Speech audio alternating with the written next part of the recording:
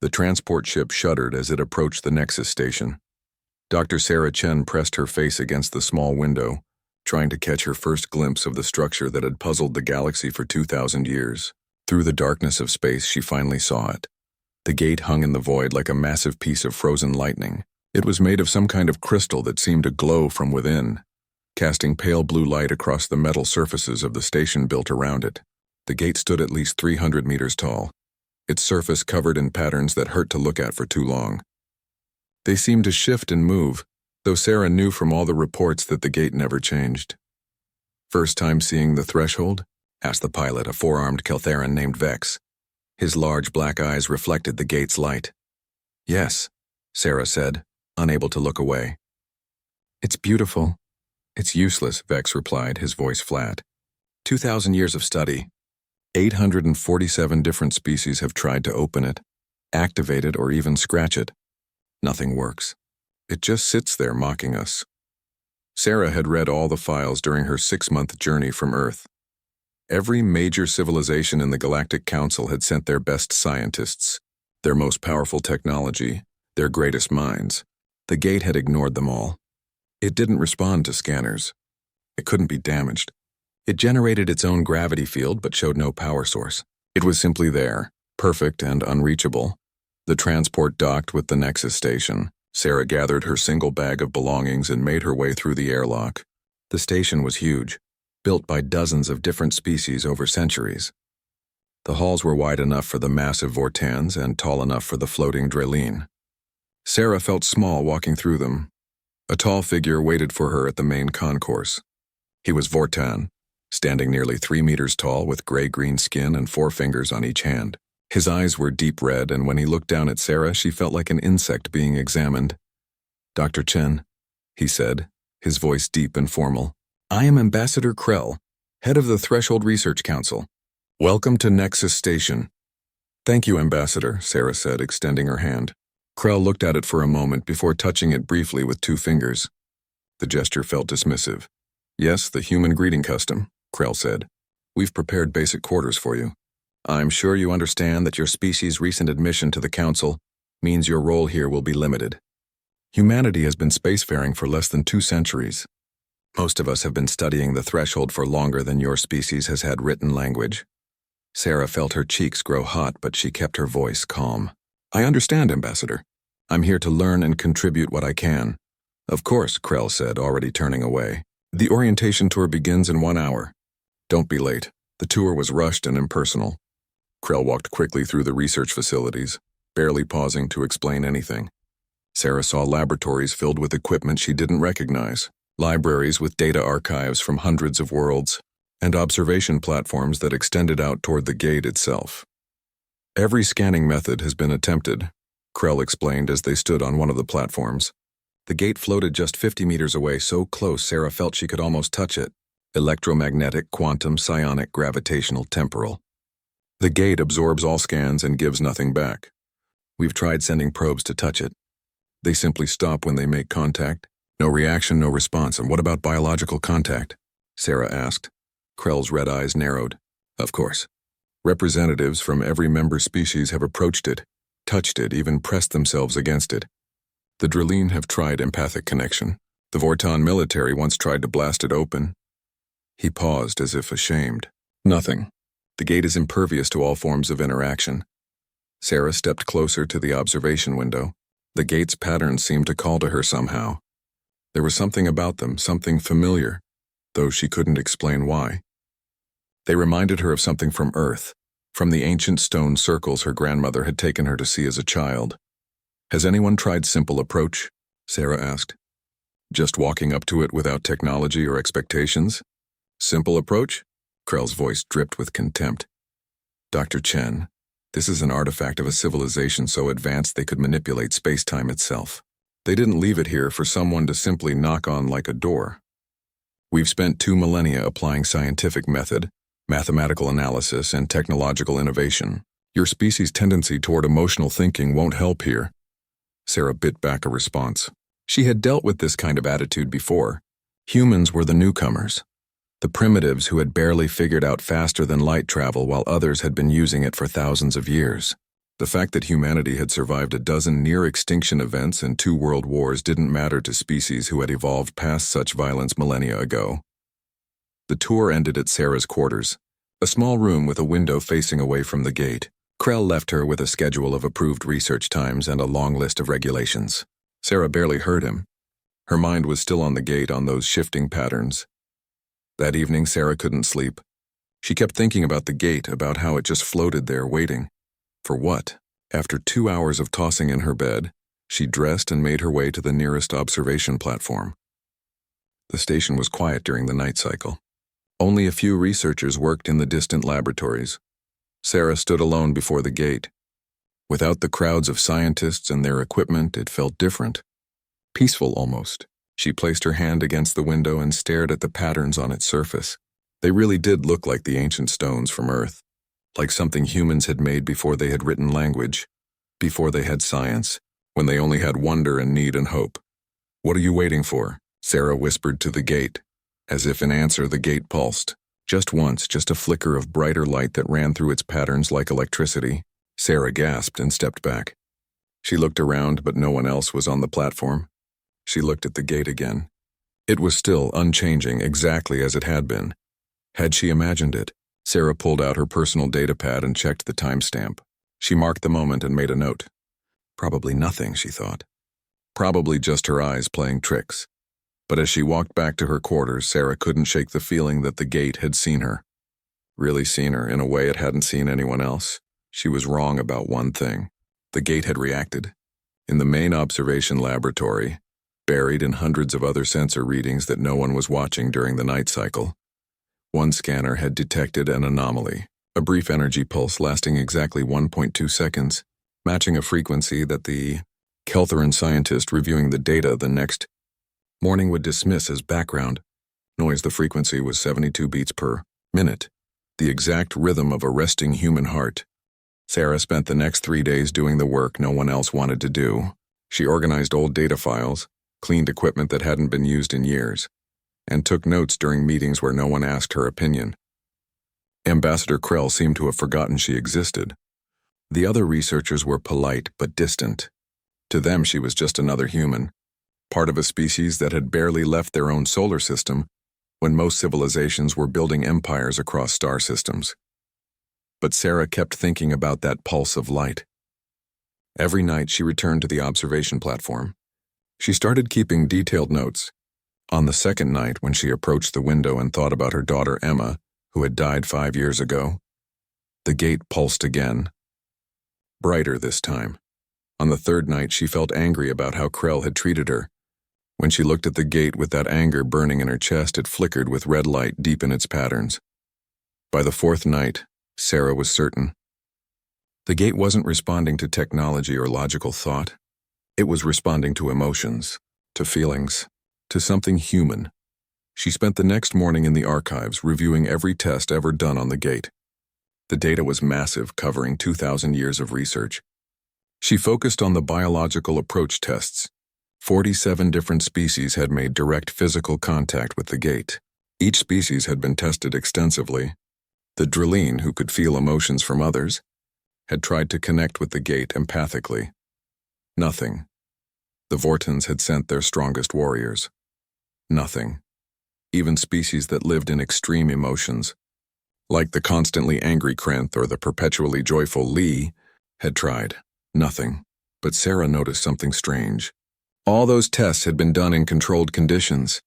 The test subjects were monitored, scanned, surrounded by equipment and observers. They approached the gate as experiments, not as individuals. Sarah had been alone.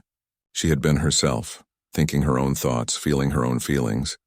She needed to test this theory, but officially requesting permission would take weeks and probably be denied anyway. Sarah looked at the schedule. Her approved research time at the observation platform was in 2 hours. She would have 30 minutes before the next team arrived. When her time came, Sarah walked to the platform with her data pad and a standard sample kit.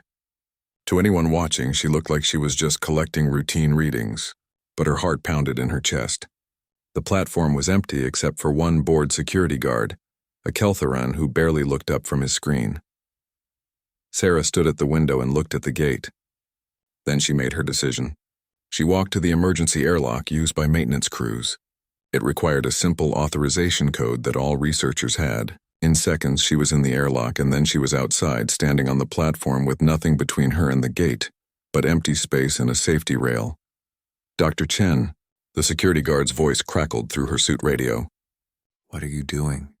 "You're not authorized for exterior access." "I'm just taking readings," Sarah said, walking toward the edge of the platform. "The window interferes with some instruments." It was a lie, but a believable one. The guard hesitated. Sarah didn't wait. She reached out toward the gate, still 3 meters away, and thought about Emma. Not just the memory of her daughter's death, but all of it. The joy of her birth, the love, the loss, the grief that still felt fresh even after 5 years. The gate blazed with light, by the ancestors. The guard shouted, "It's reacting! Security!" "Security to Platform 7. Sarah barely heard him. The gate's light was pulsing now, waves of blue and white washing across its surface. The patterns were moving, really moving, for the first time in 2,000 years. They spiraled and shifted, and Sarah could almost read them, almost understand what they were trying to say. She had to touch it. She had to make contact. Sarah climbed over the safety rail. Behind her, she heard shouting, alarms blaring, but it all seemed distant. She activated her suit's small thruster pack, the kind maintenance workers used for short movements in zero gravity. She pushed off the platform and floated toward the gate. "Dr. Chen, stop!" Multiple voices screamed through her radio. "Return to the platform immediately." Sarah reached the gate. It was massive up close, its surface both smooth and textured at the same time, covered in those impossible patterns. She reached out her gloved hand and pressed it against the crystal. The light exploded. Sarah felt rather than heard the sound that erupted from the gate. It was like music. Like every song ever written played at once, but somehow still harmonious.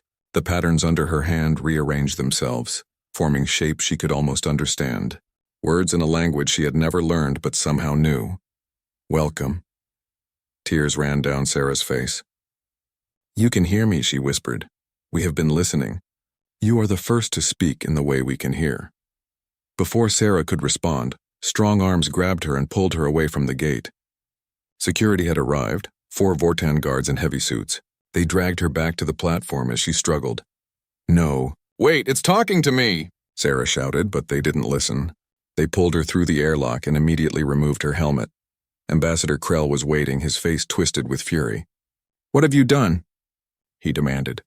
"What device did you use? What trick is this?" "No trick," Sarah gasped, still reeling from the contact. "It responds to emotion, to human emotional patterns. I just touched it and thought about silence." Krell roared. "You've contaminated a pristine research site.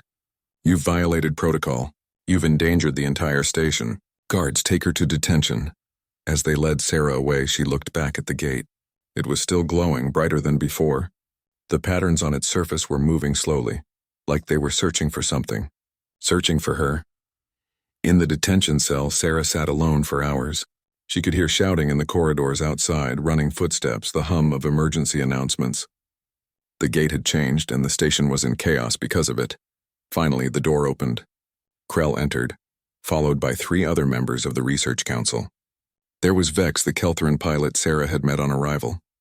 A Drilline named Lilia, who floated in the air surrounded by a faint glow, and a Morphian named Shade, whose form constantly shifted like liquid mercury. "The gate is still active," Krell said, his voice cold. "It has been displaying patterns on its surface for 6 hours. Every species representative has tried to interact with it.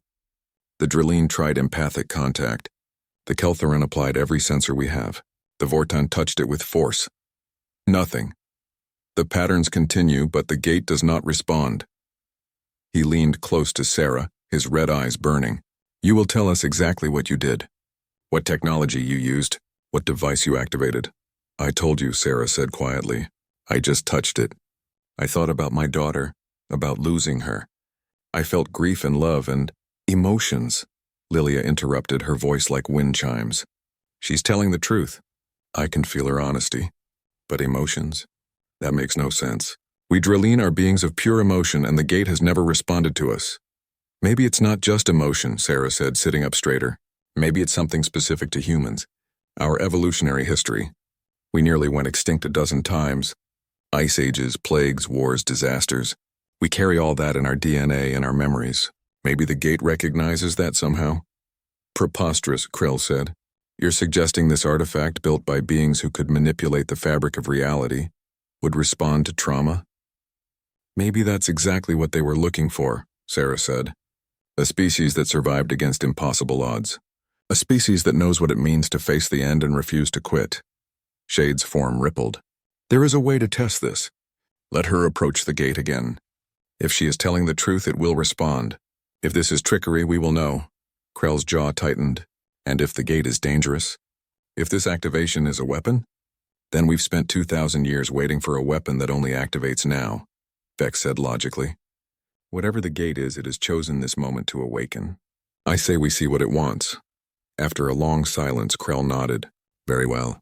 But Dr. Chen, if this is a deception, if you have endangered this station, there will be consequences. Sarah stood. I understand. Let me touch it again. Let me try to talk to it. They walked through the corridors together. Scientists from every species lined the halls watching Sarah pass. Some looked curious, others angry, many confused. The human had done what 2,000 years of research could not. None of them knew whether to thank her or fear her. When they reached the observation platform, Sarah could see the gate through the window. It was still glowing, patterns moving across its surface like waves on an ocean. It looked alive. Sarah took a deep breath. I need to go outside again. I need to touch it directly. This time, no one stopped her. The airlock door sealed behind Sarah. She floated in the small chamber, waiting for the outer door to open. Through the small window, she could see dozens of researchers crowded at the observation platforms. Every screen on the station was probably showing this moment. The human about to touch the ancient gate for the second time. Her hands trembled inside her suit gloves. What if it didn't work again? What if the first time had been a fluke, or worse, what if she had damaged something? But she remembered the word the gate had spoken to her mind. Welcome. It had been waiting for someone like her. She was sure of it. The outer door opened. Sarah pushed off gently with her thruster pack, floating across the empty space toward the gate. It grew larger as she approached, its glowing pattern seeming to pulse in rhythm with her heartbeat. She could feel something now, a pull that wasn't gravity but something else, like the gate recognized her and was drawing her closer. Approach carefully, Krell's voice said through her radio. The moment you make contact, we'll begin recording every possible measurement. Sarah didn't answer. She was 3 meters away now. 2 meters. 1 meter. She reached out her hand. The instant her glove touched the crystal surface, the gate erupted in brilliant light. But this time Sarah was ready for it. She kept her hand pressed against the surface and opened her mind to the sensation flooding through her. Images poured into her consciousness. Not words, but feelings and pictures that her brain translated into understanding. She saw Earth as it had been thousands of years ago. She saw humans huddled in caves during an ice age that should have killed them all. She saw plagues sweeping across continents, leaving death in their wake. She saw wars that nearly destroyed everything. And she saw humans rebuilding, surviving, refusing to give up even when giving up seemed like the only logical choice. The gate was reading her. Reading through her into the entire history of humanity stored in her genes, in her cellular memory, in the very structure of her DNA. It was measuring something, testing something. I can see your memories, Sarah whispered. You're looking at what humans have survived. Yes, we searched for so long. Species after species evolved and advanced, wise and powerful, but none carried the mark we needed. None had walked through the fire and emerged still burning. What fire? Sarah asked. What are you looking for? Those who know true ending. Those who have stood at the edge of extinction and stepped back. Not through strength alone, not through wisdom alone, but through the stubborn, illogical refusal to accept death. You call it hope. We call it the crucible mark. The patterns on the gate rearranged themselves. Sarah watched as they formed into symbols she could read. Though they weren't written in English or any Earth language, they were universal, mathematical and emotional at once, speaking directly to her understanding. The crucible mark, she repeated. You're saying humans have something other species don't? Not don't, didn't yet. Many species evolve past their violent phases, their near extinctions, their desperate struggles. They become wise, peaceful, advanced. They forget what it means to cling to life when all logic says to let go. The Vorton conquered their challenges through military might. The Keltheran solved theirs through pure logic. The Drelean transcended theirs through emotional unity, all valid paths. But none walked through the fire carrying nothing but hope. Sarah's mind reeled. How long have you been waiting? 2 million cycles of this star. 2 million years counting by human time. We have tested 847 species. None carried the crucible mark until now. Behind her, Sarah heard gasps and shouts through the radio. The gate was doing something new. Its surface had become transparent, showing what lay beyond. Not empty space, but something else. A tunnel of light stretching into forever with a golden glow at the far end. Dr. Chen, Krell's voice was sharp with fear and excitement. The gate is opening. It's creating a stable portal. This is what we've been trying to achieve for 2,000 years. Sarah stared into the tunnel of light. Where does it lead? To truth, to knowledge, to the legacy we left behind. We are the progenitors, the ones who came before. We seeded life across this galaxy before your star was born. We built gates like this on 1,000 worlds, waiting for species who could open them. Each gate holds different knowledge, different gifts. But this gate, this threshold, is special. It holds the knowledge meant only for those who carry the crucible mark. Why? Sarah asked. Why only us? Why not share with everyone? Because the knowledge is dangerous. It requires understanding that can only come from surviving the unsurvivable. It requires wisdom born from foolishness, strength born from weakness, hope born from despair. Give it to a species too young, and they will destroy themselves. Give it to a species too old, too settled in their ways, and they won't understand how to use it. You humans are at the perfect moment. Young enough to still remember the fire, old enough to control it. The light from the portal grew brighter. Sarah could feel warmth through her suit. Impossible in the vacuum of space, but there nonetheless. The gate was fully open now, waiting for her to enter. I need to tell the others, Sarah said. I need to explain. They can hear. The gate speaks through you now, amplifying your thoughts to all who listen. Tell them. Tell them what we offer. Sarah turned her head slightly, though she kept her hand on the gate. Everyone listening? The gate is from a species called the progenitors. They seeded life in this galaxy. They built these gates as tests, looking for specific qualities in species that would evolve. The gate is open now because humans have something they call the crucible mark. We've survived multiple near extinctions. We carry that survival in our DNA. What does the gate offer? Krell asked, his voice tight. Sarah listened to the feeling flowing from the gate. Knowledge, technology, understanding, but not just for humans. For everyone. The progenitors left this here for whoever could open it. That happened to be us, but what's inside is meant to be shared. Lies. The progenitor's voice was sharp in her mind. Tell them the truth, Sarah frowned. What? The knowledge is yours by right of the crucible. You may share it or keep it. That choice is part of the test. Will you hoard power to elevate your species?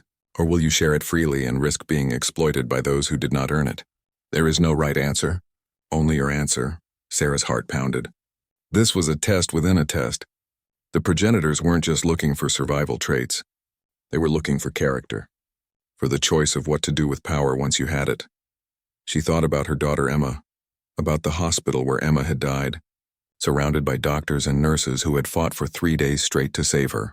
They had failed, but they had tried. They had used every resource, every bit of knowledge, every ounce of skill, not because Emma was special or important, but because that's what humans did. They tried to save each other. The knowledge is meant to be shared, Sarah said firmly. I'm sure of it. The progenitors wouldn't have left it if they wanted it hoarded. They were waiting for a species that knew what it meant to struggle, so that species would understand the value of helping others struggle less. Correct. You have passed both tests, the crucible of survival and the crucible of choice. Enter, Sarah Chen. Bring others if you wish. The threshold is open. The portal pulsed with invitation. Sarah looked back at the station, at the hundreds of faces watching her through windows and screens, alien faces from dozens of species all waiting to see what would happen next. Krell, Sarah said. I'm going in. I think others can follow, but I'm not certain. I'm asking for volunteers. There was a long pause. Then Krell's voice came through, softer than before. I will come. This discovery was made under my watch. I will see it through. I'll come too, Vex said. Logic demands observation. And I, Lilia added. Curiosity transcends fear. Within minutes, 3 more suited figures emerged from the airlock. Krell, massive in his custom Vortan suit. Vex, small and precise in his Keltheran gear. Lilia, floating in an energy field that served as her environment suit. They joined Sarah at the gate, each placing a hand on its surface. The gate accepted them. The portal widened, large enough for all of them to enter together. "Stay together," Sarah said. "I don't know what's on the other side." "After 2,000 years of failure," Krell said, "I would follow you into a black hole if you asked, Dr. Chen." Sarah smiled. Then, still touching the gate, she pushed forward with her thruster pack. The others followed. They crossed the threshold together and stepped into the light. The world changed. They were no longer in space. They stood in a vast chamber that seemed to have no walls, no ceiling, no floor. Yet they stood on something solid. Around them floated countless objects. Some looked like books, others like data crystals. Still others like pure light shaped into symbols. Thousands of them. Millions perhaps, stretching away into infinity. "Welcome to the repository," a voice said, coming from everywhere and nowhere. "Welcome to the collective knowledge of the progenitors. Take what you need. Learn what you must. Share what you will. The choice, as always, is yours." Sarah looked at her companions. Krell's eyes were wide with wonder. Vex was already scanning everything with his suit sensors. Lilia glowed brighter with pure joy. "We did it," Sarah whispered. "We actually did it. The adventure had only just begun." The repository was impossible. Sarah's mind struggled to understand what she was seeing. The space they stood in seemed both infinite and intimate at the same time. Objects floated everywhere, each one glowing softly with inner light. Some were large as buildings, others small as grains of sand. They moved in patterns that suggested order, but an order beyond anything Sarah had ever known. "My sensors can't measure this space," Vex said, his voice filled with unusual emotion. "For a Keltheran, that was remarkable. According to my readings, we're simultaneously in a space 3 meters wide and 3 million kilometers wide. Both readings are accurate." "It's a pocket dimension," Krell said, reaching out to touch one of the floating objects. It was a sphere of gold light. The moment his hand made contact, the sphere dissolved and flowed into him. His eyes widened. "By the ancestors! I just learned 17 different military strategies used by the progenitors. No, not learned. I know them. They're in my mind as if I've always known them." "The repository gives knowledge directly," the voice said, still coming from everywhere. "Each visitor will find what they are meant to find. The progenitors designed this place to recognize different evolutionary strengths. Ambassador Krell, your species evolved through conquest and strategy. You will find military and tactical knowledge. Vex, your kind evolved through logic and computation. You will find pure science. Lilia, your people evolved through emotional connection. You will find cultural and social wisdom." "What about me?" Sarah asked. "What will I find?" "You, Crucible Bearer, will find the central archive. The knowledge meant only for those who carry the mark. Come, we will show you." A path opened before Sarah, a corridor of light leading deeper into the repository. She looked at her companions. "Should we stay together?" "No," Lilia said, already floating toward a cluster of bright blue objects that hummed with what Sarah somehow knew was emotional resonance. "We each need to find our own path here. Go, Sarah, this is your moment." Sarah walked forward. The corridor stretched ahead, and as she moved, objects floated past her. She saw what looked like entire libraries compressed into single points of light. She saw mathematical equations hanging in the air like works of art. She saw memories, actual memories from beings long dead, playing out in bubbles of crystal. After what felt like hours or seconds, Sarah couldn't tell which, she emerged into a circular chamber. In the center floated a single object. It was a sphere, but unlike the others. This one was dark, almost black, with veins of red light pulsing through it like blood vessels. It looked painful to observe. "The Crucible Vault," the voice said. "This is what we saved for last. This is why we waited 2 million years for someone like you." Sarah approached the sphere slowly. "What's inside?" "Truth, the truth about us. The truth about what we failed to prevent. The truth about what's coming." "What's coming?" Sarah asked, fear creeping into her voice. "Touch the vault and you will understand." Sarah reached out. Her hand trembled. She didn't know why, but every instinct screamed that touching this sphere would change everything. There would be no going back. But she had come this far. Humanity had come this far. She wouldn't turn away now. She touched the dark sphere. Pain exploded through her mind. Not physical pain, but something worse. Existential pain. The pain of loss on a scale she couldn't comprehend. She saw the progenitors as they had been. A proud species, ancient beyond measure, with technology that let them reshape stars and create life itself. They had thought themselves immortal. They had thought themselves invincible. They had been wrong. Sarah saw the enemy. Not a species, not an army, but something far worse. A wave. That was the only word her mind could find for it. A wave of entropy, of pure ending moving through the universe. It consumed everything. Galaxies fell silent in its wake. Stars went dark. Life ended, not through violence, but through simple cessation. The wave didn't destroy. It simply made everything stop existing. We called it the final tide, the voice said, heavy with ancient sorrow. We detected it too late. It had already consumed 1,000 galaxies. We tried to fight it with technology. We built weapons that could tear apart reality itself. Nothing stopped it. The wave moved at a constant speed, patient and inevitable. We calculated that it would reach our galaxy in another 30,000 years. 30,000 years? Sarah gasped. That's a long time. You could evacuate, find other galaxies. We tried. We sent colony ships to distant galaxies beyond the wave's projected path. Some made it. Most didn't. The distances were too great, even for us, and we realized something terrible. We couldn't save everyone. We couldn't even save most. Out of trillions of lives across thousands of worlds, we could save perhaps millions. The choice of who lived and who died would fall to us. Sarah felt tears on her face. What did you do? We discovered a different solution. Not escape, but endurance. We found a way to create pocket dimensions. Spaces outside normal reality where the wave couldn't reach. We called them arc gates. Each gate could hold an entire world's population in stasis, safely hidden while the wave passed through. Then once it moved on, the populations could return. Life would continue. Hope surged in Sarah's chest. That's incredible. You saved everyone. No. The voice was flat, dead. We failed. The arc gates required a specific type of energy to function. We called it persistence energy. It could only be generated by beings who had evolved through repeated near extinctions, who carried that survival instinct encoded in their very cells. We had lost that trait millions of years ago. We had evolved past it, become too stable, too comfortable. We couldn't generate the energy needed. Sarah's mind raced. You needed someone with the crucible mark. Yes. We built the gates across 1,000 worlds in different galaxies, hoping that some species, somewhere, would evolve the trait we had lost. We built testing structures like the threshold, designed to recognize the mark when it appeared. Then we gathered our most important knowledge, our greatest achievements, our final warning, and we left it all here. Waiting. The final tide, Sarah said. How long until it reaches this galaxy? The sphere pulsed with red light. Data flooded into Sarah's mind. Measurements, calculations, projections. 42 years, she whispered. Oh God, it's almost here. Yes, you have arrived at the last possible moment. Another 100 years and it would have been too late. The threshold would have been consumed by the wave before anyone could open it.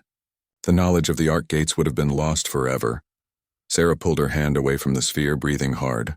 Her mind felt like it was on fire with all the information being forced into it. Designs for the arc gates. The science behind persistence energy. The locations of other progenitor repositories across the galaxy. Warnings about what wouldn't work. Instructions for what might. We have 42 years to save everyone, Sarah said. Every species in this galaxy. If you choose to share the knowledge. Remember, Crucible Bearer, it is yours by right. You could save only humanity. You could bargain for power, for control, for anything you desire. The other species cannot generate persistence energy. They need you. That gives you leverage. Sarah thought about Krell, who had treated her with contempt. About all the species that looked down on humanity as primitive newcomers. She could make them beg. She could make them promise anything. Earth could become the center of galactic civilization overnight. Then she thought about Emma. About the doctors and nurses who fought to save a little girl they'd never met before. About firefighters who ran into burning buildings. About people who donated blood, who volunteered at shelters, who helped strangers. That was humanity too. Not just survival, but helping others survive. We share everything, Sarah said. All species. No bargaining. We face this together or not at all. The sphere pulsed with warmth. We hoped you would say that. You have passed the final test. The knowledge is yours. Use it wisely. Sarah turned and ran back through the corridor. She burst into the main chamber where Krell, Vex, and Lilia were still absorbed in their own discoveries. We need to leave, now. We have work to do. They looked up, startled. Sarah must have looked wild, desperate. She felt wild and desperate. "What did you find?" Krell asked. "The end of everything," Sarah said, "and maybe, just maybe, a way to stop it." They gathered at the entrance to the repository. The portal back to the threshold was still open, still waiting. Sarah looked back one last time at the infinite space filled with knowledge. "Thank you," she said to the voice. "Thank you for waiting for us." "Thank you for being worth the wait," the voice replied. "Now go, save our children, all of them. That is the final wish of the progenitors." They stepped through the portal together. Back to the threshold, back to space, back to the Nexus station where thousands of beings waited to hear what they had found. Sarah had 42 years to save a galaxy. She took a deep breath and activated her radio. "This is Dr. Sarah Chen to all council members. Emergency session required immediately. I have information about an extinction-level threat that will reach this galaxy in 42 years. I also have the solution, but it's going to require cooperation from every single species in the council. No exceptions. No politics. Starting right now, we're all in this together or we all die together." She paused, then added, "And humanity is going to lead the way." The galaxy was about to change forever. The council chamber was in chaos. Representatives from every species in the galaxy crowded into the massive room on the Nexus station. Some shouted. Some demanded proof. Others simply stared at Sarah with expressions she couldn't read. 3 days had passed since her announcement, and tensions were higher than ever. "You expect us to believe that humans who only joined the council 50 years ago have suddenly become our saviors." The speaker was a Krenth ambassador, her voice harsh and grating. "This is obviously a play for power. The human probably triggered some defense mechanism in the gate and is now using our fear to gain leverage." "I have seen the repository," Krell said, his deep voice cutting through the noise. The room quieted. Krell commanded respect in ways Sarah never could. "I have absorbed knowledge directly from the progenitors. Dr. Chen speaks the truth. The final tide is coming and we have 42 years to prepare." 41 years and 11 months now, Vex added, his logical precision making the timeline feel even more urgent. "Every day we debate is a day lost." Lilia floated forward, her glow soft but insistent. "I have felt the emotions embedded in the repository." The progenitors' fear was real. Their hope was real. And their faith in whoever opened the threshold was real. They believed, as I now believe, that Sarah Chen and her species are the key to our survival. Sarah stood at the center of the chamber, tired but determined. She had spent 3 days explaining everything. The progenitors, the final tide, the arc gates, the need for persistence energy that only humans could generate. She had shared all the technical data, all the designs, holding nothing back. "I'm not asking you to make me your leader," Sarah said, her voice steady. "I'm not asking for control or power. I'm offering you survival. The arc gates can be built by any species with advanced technology. Most of you have the capability right now, but they need human energy to activate. That's not a threat. That's just reality. And what do you want in exchange?" asked a Morphean representative, shades form rippling with suspicion. "Such power must have a price." Sarah looked around the room. She saw dozens of species, each one unique, each one the product of millions of years of evolution. Some were kind, some were cruel, some were indifferent, but they were all alive. They all mattered. "I want you to survive," Sarah said simply. "All of you. That's the only price. Help us build the gates, and when the final tide comes, we'll activate them together. We'll save everyone we can. And after the tide passes," Shade pressed, "when humans control the only technology that can protect us? What then?" Sarah had thought about this question for 3 days straight. She knew what some humans would say. They'd want guarantees, protections, assurances that humanity would never be dismissed or belittled again. But that wasn't the answer. That wasn't who humanity was, not at its best. "After the tide passes, we teach you," Sarah said. "We study persistence energy together.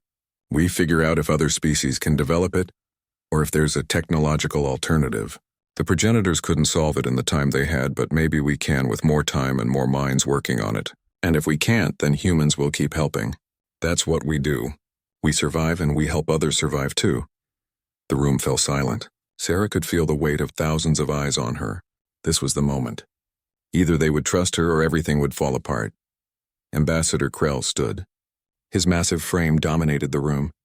"I have spent my entire life studying the threshold. 200 years of my personal time devoted to understanding that gate. I believed humans were inferior, too young, too emotional to contribute anything of value to the council. He paused, his red eyes fixed on Sarah. I was wrong. Dr. Chen has shown more wisdom in 3 days than I have in 2 centuries. I move that humanity be granted emergency authority to coordinate the Arc Gate project. All resources, all technology, all cooperation to be placed at their disposal. A murmur ran through the chamber. Vex stood next.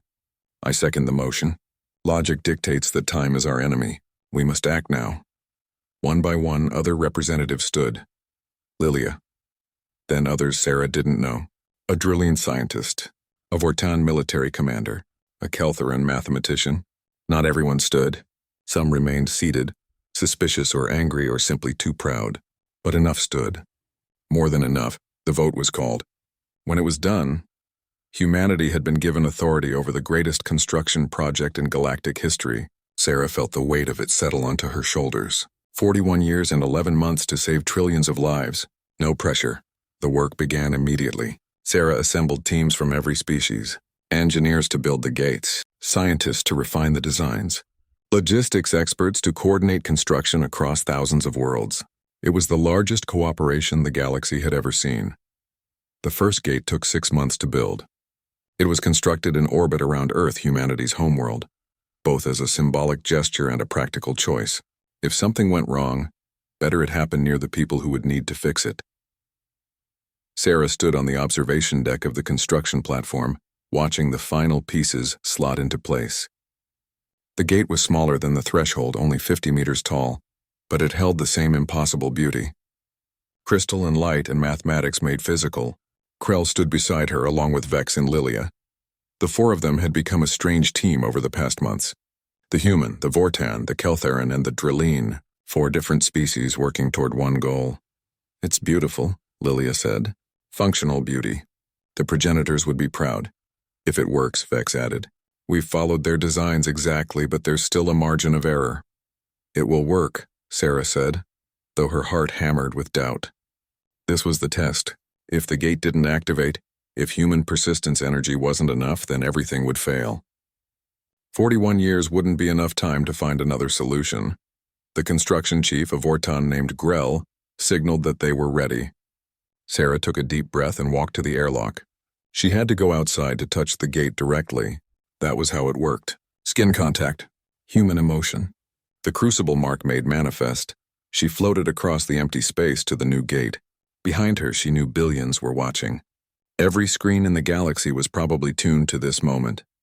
She reached out and placed both hands on the gate's surface. At first, nothing happened. Sarah's heart sank. Had they made a mistake? Had the progenitors' designs been incomplete? Then she thought about Emma, about her daughter's smile, about every human who had ever lived and struggled and died, fighting for just one more day. She thought about her grandmother telling her stories of ancient stone circles on Earth. She thought about astronauts who rode rockets into the unknown. She thought about doctors and teachers and farmers and artists and everyone who made life worth living. She thought about hope. The gate blazed with light. Not the pale blue of the threshold, but brilliant gold, the color of sunrise. Power surged through Sarah, not draining her but flowing from some infinite well inside that she had never known existed. The persistence energy, the will to survive made real. The gate's surface rippled. The patterns rearranged themselves, and then space itself opened. Sarah could see through the gate into the pocket dimension beyond, a safe haven where an entire planet's population could wait out the final tide. Cheers erupted across every communication channel. The gate worked. It actually worked. Sarah pulled her hands away, gasping. She felt exhausted but exhilarated. Krell appeared beside her, his suit jets bringing him close. Through his helmet, Sarah could see something she'd never seen before on a Vortan face. Tears. You did it, Krell said. By all the ancestors, you actually did it. We did it, Sarah corrected. All of us together. Over the next 41 years, 3,000 arc gates were built across the galaxy. Each one required a human to activate it, and thousands of humans volunteered. They traveled to distant worlds, learned alien languages, formed friendships with species they'd never imagined meeting. Humanity, once dismissed as primitive newcomers, became the glue-holding galactic civilization together. Sarah lived to see the final tide arrive. She was 79 years old, standing on the last gate to be activated, watching the wave of entropy approach. It looked like darkness given form, a wall of nothing that consumed everything in its path. "Everyone inside," she ordered. Across the galaxy, trillions of beings entered their arc gates, trusting human hands to keep them safe. Sarah was the last to enter her gate. She looked back at the stars one final time. Then she placed her hands on the gate and stepped through. The tide passed. It took 10 years in outside time, but inside the pocket dimensions no time passed at all. When Sarah emerged, the galaxy was dark. Every star had been extinguished. But as she watched, they began to relight. The wave had only made them stop temporarily. Now free of the tide's influence, they burned again. Life returned. Every species emerged from their gates. And they emerged changed. The crisis had made them into something new. Not just separate civilizations sharing space, but a true galactic community. Sarah stood on Earth looking up at the renewed stars. Beside her stood representatives from every species, come to thank the humans who had saved them. "What now?" asked a young Vortan, one who had been born after the